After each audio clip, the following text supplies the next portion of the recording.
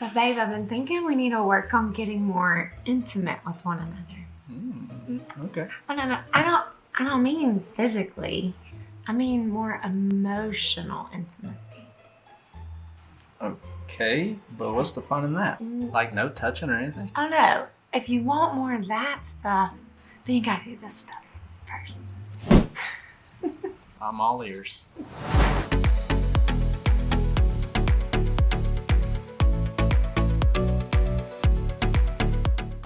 Hey guys and gals, welcome back to the channel. You're watching Toops Time and I am Cody. And I'm Jessie, and in today's video, we're talking about intimacy and how you can create more of it in your marriage or dating relationship. Most people, when they hear the word intimacy, they immediately think of sex, but that is just one act of intimacy. Intimacy is actually defined as a feeling of closeness and connection with one another. This is definitely something that all of us desire to have with another person, to feel known and loved by another. God designed us to want to be intimate in our relationships. God wants to have an intimate relationship with us. So how do we cultivate intimacy in our relationship in a non-sexual way? I know we usually talk about sex on this channel, but these ways of creating intimacy should lead to more sexual intimacy if they're done correctly. I guess we'll find out. Before we get into our list of ways to create more intimacy in your marriage, just a quick plug to subscribe to the channel and hit that notification bell where you will not miss any of our future videos. If you guys would like to be able to help us to continue to make these videos for y'all, here is a way that you can help. Hey guys and gals, if you enjoy our content and would like to support our mission to spread the gospel of Christ through biblical teachings and faithful living, click the link in the description to donate through our Patreon account. We are working on ideas to provide additional tiers and bonus content for you there, but these things take time, so if you can, please show us some support so that we can dedicate more of our time to you guys. Now, back to the show. On Toops Time, we address awkward and difficult subjects that the modern church isn't talking about, as well as vlog our life as a Christian family living self-employed while raising kids and animals on our homestead. And our kids and our animals are not the same thing, but sometimes you think they are. All of that out of the way, let's get intimate. So there are actually 4 levels of intimacy. You have physical, emotional, intellectual, and spiritual. Today, we're going to be focusing mostly on emotional intimacy between a man and a woman, either in a dating relationship or in marriage. What is emotional intimacy? Good question. It is defined as a closeness in which both partners feel secure and loved, and in which trust and communication abounds. We all struggle in certain areas with this. Some men and women have a hard time opening up about deep feelings and emotions. Right. Usually there is a fear of judgment or shame attached to it. As a couple grows in their emotional intimacy with one another, they naturally feel these walls coming down, and it makes them start to feel more loved and secure in their relationship. They can freely discuss goals and dreams with one another without any hesitation because they have such a deep connection. And that does take time. Having strong emotional bonds in a marriage should have great importance to both the husband and the wife, and is worth putting forth the effort. Taking steps to strengthen emotional intimacy in marriage demonstrates your commitment to a long, strong, and happy marriage. We are happy you are here. Just by clicking to watch this video shows that you want to grow in your relationship. You are taking the next step. So good job. You're off to a healthy start. To start off our list, at number 1 on a way to create more intimacy in a Christian marriage is praying with one another. I can't stress this one enough. No, we don't just mean grace over your meals together as a family, but really praying with one another. Taking turns speaking to God with one another demonstrates that you both are in tune with the needs of yourself and your spouse and your family as a whole. I'm just going to be honest, there really isn't anything much sexier to a Christian woman than to see a man fervently praying and hearing it. That's right. Same thing with a man to a woman as well. I feel the same way. Yes, praying together creates a trust and closeness of you both coming together as one before God and ultimately trusting in Him above all else. And during that, you lay down your pride. Right, and that's another thing that takes a lot of time and practice. If you're not doing it very often, it just seems awkward, which makes you push off that prayer time even more. So you need to just bite the bullet, dive in, start doing this together as a family, and it will eventually start coming out smoothly and happen a whole lot more naturally. Yeah. Number 2 on this list is listening to one another. Right. Stop being distracted or just nodding when the other person is speaking, or nodding off if it's really late at night, but genuinely show interest in what they have to say. If this means putting your phone down while they are speaking, then do that. That's a good habit. Yes. Turn off all the background noise, the TV, whatever's distracting you. If they are trying to talk to you at a time that you cannot listen, you may have been in the middle of something, then maybe you should tell them. I know Cody's done that quite a bit. I'm starting to say that a lot more. So we'll have times where she's trying to talk to me. I'll be in the middle of reading something for work on the phone, or in the middle of a project or something, and she'll come up and just start talking without really trying to figure out what it is that I'm doing, and vice versa. I'll do this to her as well. And then she'll kind of get aggravated because I'm not really responding. And then I'm like, I'm sorry, babe. I was in the middle of something. I was totally zoned out. I wasn't even listening to you. So can either you start over, or can you wait till I finish this and then we'll have this conversation, because I really do want to listen. Just now's not a good time, or something like that. He usually always chooses to stop me before I get way ahead of myself and tell me to hold my thoughts for just a minute, because he really does want to listen. Right, because we preach all the time about how silly it is to see people in the middle of restaurants and stuff on their phones whenever one person's trying to talk to them, or they're not talking to each other at all. I think the art of conversation is extremely important, and we both need to be listening and responding actively. And if you're not doing that, then the other person can really get aggravated. I would much rather him do that than just pretend to be listening to me, and then I have to repeat myself later on, or I just choose not to say it because I think that he didn't deem what I had to say important.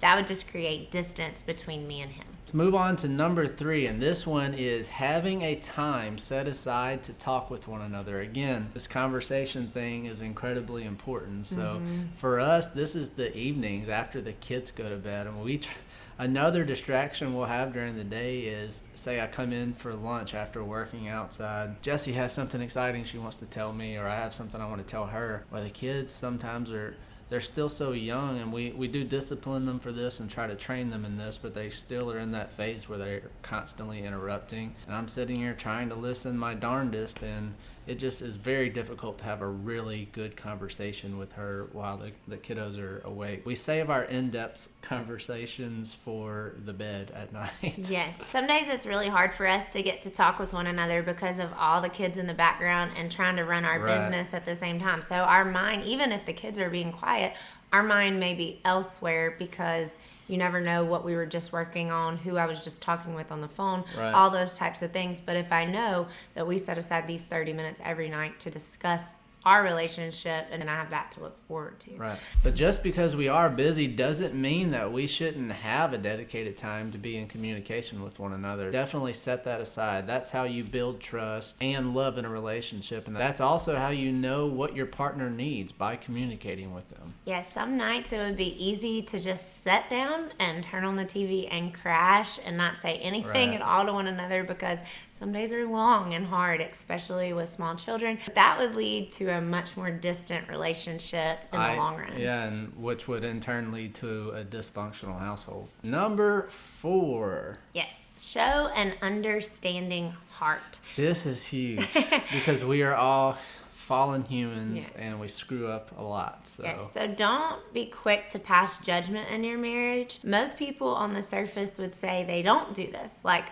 that they would just be quick to say, I don't judge my spouse. But I think we all do this in a way. Right. We have some list in our head of expectations that my spouse should get done in a day, or what our spouse should look like and Men act have like. those expectations too. Yeah. So, for example. So you may think that your wife is acting silly about something, or making too big of a deal out of something in the home or in a situation in her life. But you shouldn't downplay how she feels. You should listen and try to understand where she is coming from and try to understand what kind of day she's had. Or a wife may think that her husband never gets enough done.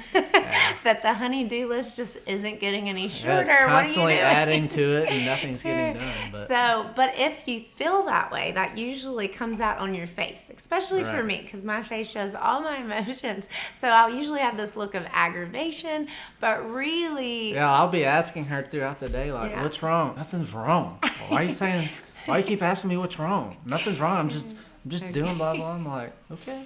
Nothing's wrong, but your face is saying something different. I think that, like, when we say have an understanding heart, you need to understand that your husband has a lot going on, and it's not necessarily just on them. Right. But, like, you do need to understand there's a reason those things aren't getting done. So remind yourself of that. Have an understanding heart, looking at them as a person that messes up just like everybody else. Don't have these crazy expectations put on each other. And maybe discuss with him or her how they can work as a team to get some of the tasks that are piling up done around the home. Not just tasks. Like, I feel like sometimes maybe it's an actual problem that's going on in your home, like a disciplinary problem, or certain things you may not be seeing eye to eye on, and that goes back to communication.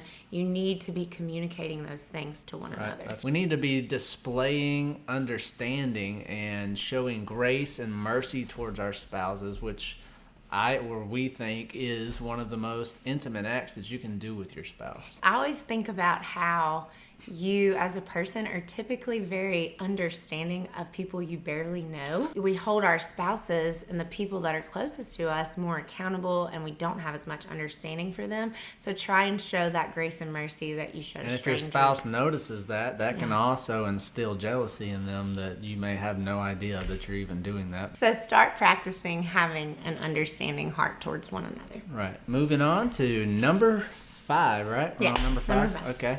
What's number 5, babe? To build each other up. Instead of constantly harping on one another and constantly reminding each other of their failures, try finding the good in each other and say it out loud. Don't just assume they know. You may think that your husband knows you find him attractive, but have you told him lately? Because you don't know what's been going through his head. He may have not been to the gym in a long time, and he needs to hear, "You look good, babe." Do you find me attractive? And if you ever really need some confirmation, put her on the spot, like I'm doing right now. Force her to say yes, even if she doesn't even mean it. Yes, I do. It's good to know you haven't told me in a while. I probably have. See, we can all use these tips. You may think that your wife knows that you think she is the best mother you have ever seen, but if you do not tell her, all she really sees is her failures. We're usually the hardest on ourselves. Like, what goes on in this head of ours is usually very discouraging. Right. I think that goes for both sexes. And so we're in each other's lives to encourage each other and bring one another up. That's one of our ways of being a helper to one another. That's how God created us. That's why He wants us in marriage relationships. I think that we are really good at this one, so that's probably something that keeps us going for sure. Mm-hmm. Yeah. For sure. Moving on to number 6. This one is taking in content together. So read the same books, watch a sermon together, read other books that aren't the same as one another, but discuss them together. I have found that when Cody and I are studying a subject together, that it leads to great conversation. Right. Reading the same books allows for us to discuss things. It gives us more like depth to our conversations instead of being like, I know everything that happened with you today. We really don't need to talk about it. Right, or even, like I said, reading different books. Yeah. You know, us sitting side by side, say the course that we're working on right now for you guys, we are reading lots of books, and we are trying to cover a wide variety of books right now, so we are reading different books than one another, but they are kind of based around the same topic, so all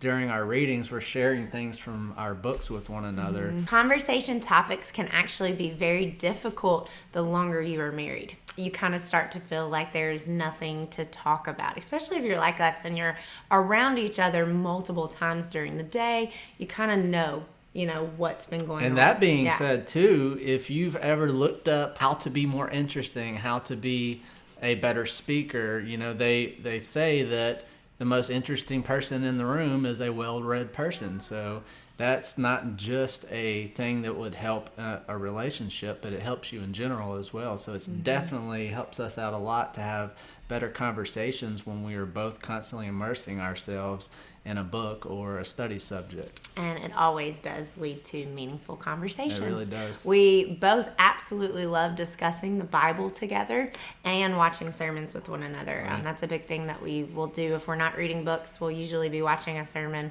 by Paul Washer or John MacArthur. Bodie Bacham. Yeah, and so it stirs up really good conversation. You should check those people out. Yeah. They got a lot of good things to say. They're really awesome. But if you're wanting that, just to watch something, because sometimes it is nice to watch something instead of read something. I understand that. But you can still find something that leads to conversation instead of just you shutting down and zoning out to Netflix. All right, watch things and read things that are engaging. Not just watching things that are engaging, but the books choices that you make. Even if they're fiction books, read more intelligent fiction books that are engaging and that don't allow you just to zone out and forget about life. Yes, he did. So it was distracting me. Well, we had a little bit more to talk about, but looks like Asher is up from his nap, so we're going to have to go ahead and cut this show short. Bye. Just kidding. Back to the show. This leads us into number 7, to say thank you frequently. All right. Let your spouse know how much you appreciate them. Don't just assume that they already know it. You should say it, and say it loud, and say it proud. Okay. If they do something small for you and you appreciate it, a simple thank you can go a long way. Thanks, babe. Number 8, talk about your memories together. Reminisce about good times. Yes. If you've been together for a long time, like we have, your relationship may feel dull, like you don't. We're not ancient, but we have been together a while. We've been together since we were 15. And we're 33. There's our age. Just giving ages away. Thanks for staying with me for so long. You're very I welcome. appreciate it. Taking his own advice. Isn't that sweet? Your relationship after a long time could start to feel pretty dull, like Right. you've done it all together. Well, more than likely, you have created some pretty fun, loving memories along the way. I know that we have. We have lots of So good take the memories. time to bring up special memories with one another. Remembering can help rekindle those same feelings that were a part of those memories. Yes. And one of the ways that we actually do that is writing these videos for you guys a lot. So a lot of the ones that y'all really enjoy, Our stories. yeah, the story time videos, we absolutely love doing those videos because it brings up all those good memories. Yeah. You don't need to make videos to do the same exact thing. Just talk about these things with each other. Yeah. It really does stir something up. It's really awesome. There's a lot of songs written about that. Remembering the good old days, that type of thing. Look at this photograph. Making Starving memories of us. Moving on to number 9. Do something new with one another. This one can be more difficult. Yes. Doing something new together can help bring you closer by new experience. A new activity can kind of act like a bonding agent between the two of you. It Right. can just be something as simple as playing a new game with one another. Discovering a new skill. Yeah. And you never know what you're going to enjoy and what that's going to create. So you may go and do something new with one another, and all of a sudden it becomes a favorite thing to do, and it creates so many more activities for you to do with one another. The last one is number 10, and we in this family do this one a lot, and that is laugh often. Yes. Don't take each other so seriously all the time. It's hard to take this guy seriously. And just to be clear, we're not always completely happy with one another, and we No. don't always laugh, but it is a very large portion of our relationship. Yeah, and it helps break the ice. If you've been fighting, make the other person laugh. It usually clears the air. It helps. That's my go-to move. Yeah, That's my laughing go-to. is good medicine, and it's really just fun to do with one another. Intentionally go out of your way to make each other laugh, especially if you know that your spouse has had a tough day. Laughing has been proven to immediately increase mood. Frowning does not, just so you know. Unless a frown is intentionally done to induce a laugh out of your partner. Laugh instead of frown. That is our 10 tips of how to create more emotional intimacy in your relationship and marriage. If you have not already done so, please go sign up for our email list. Check out the link in the description to sign up. We are in the process of filming and releasing an online course that will help so many people with relationships and their future marriage. This course is going to be great for teaching young couples God's design for sex and marriage and how to overcome sexual fears, temptation, and immorality while making it to their wedding night, celibate, and ultimately having an amazing marriage filled with no regret, guilt-free sex. It is the premarital course that we wish we would have had. That's what we've been working on all this time for you guys. Behind the so scenes. Stay tuned for that. We even plan on offering one-on-one premarital counseling as well, depending on which tier you sign up for with the course. So if you are on our email list already, then you will be the first ones notified whenever that course goes live. Yes. Also, make sure to subscribe to the channel. As always, we don't want you to miss any of our videos. We release one every week. And also make sure you leave a comment. We love hearing from you guys. Let us know your takeaways from this videos and any questions you might have. Thank you guys so much for watching. God bless y'all. We will see you on the next one. Bye.